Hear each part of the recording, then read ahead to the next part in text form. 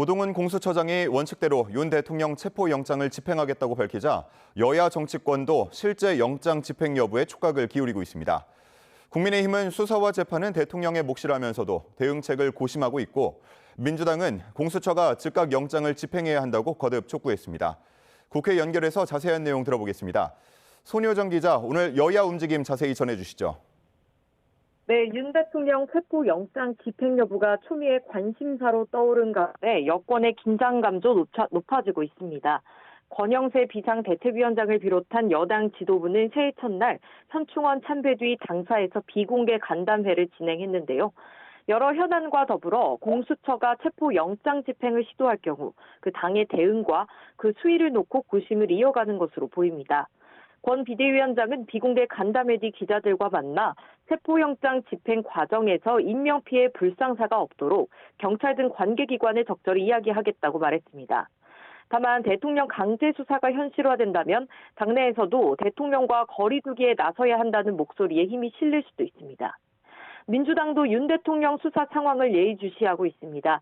윤 대통령이 소환 조사를 거듭 회피한 만큼 체포영장 발부는 사필 규정이었다며 공수처를 향해 빠른 집행을 촉구했습니다. 대통령 경호처를 향해선 경호처가 지켜야 할 건 헌법을 수호하는 대통령이지 헌법을 유린하는 내란 수괴가 아니라고 강조했습니다. 강유정 원내대표 있는 서면 브리핑에서 최상목 대통령 권한대행이 경호처에 체포영장 집행 협조를 명령해야 한다고 압박했습니다. 헌법재판관 임명과 쌍특검법 문제가 여전히 여야의 갈등의 뇌관으로 남아있는데요. 이 부분에 대한 정치권 전망도 전해주시죠.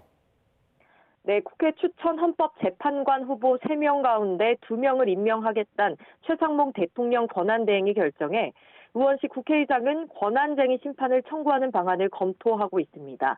국회목 헌법재판관을 선출할 입법부의 권리를 침해한 위헌적 결정이라는 건데 이르면 이번 주 구체적인 입장을 밝힐 것으로 보입니다. 민주당의 반발도 만만치 않습니다.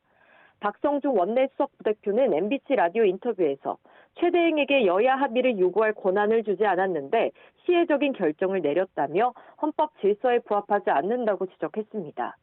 국민의힘도 최 대행의 결정에 반발하고 있는데요. 대통령 권한대행이 권한 범위를 넘어섰다며 헌법재판관 임명 자체를 비판하고 있습니다. 권성동 원내대표는 오늘 당사에서 기자들과 만나 임명 보류된 헌법재판관 후보를 야당과 협의할 계획이 전혀 없다고 잘라 말했습니다. 어제 거부권이 행사된 내란 특검, 김건희 여사 특검법도 국회로 돌아와 곧 제2표결이 이뤄질 전망인데요. 국민의힘은 재표결에서 부결시키는 게 우선이라면서도 독소 조항으로 꼽는 특검법의 내용에 야당과 협상할 수 있다는 뜻을 내비쳤습니다. 다만 특검 재표결에서 당내 이탈표를 단속하고 부결 단일 대우를 유지하려는 목적이라는 분석도 나오는데요. 민주당도 여당의 협상 의지에 의구심을 품고 있습니다. 당 관계자는 YTN과의 통화에서 여당이 정말 협상할 뜻이 있다면 특검법 수정안을 발의하면 된다고 말했습니다. 결국 두 특검법을 둘러싼 여야 협상은 본회의 재표결 이후에나 윤곽이 잡힐 것으로 보입니다. 지금까지 국회에서 전해드렸습니다.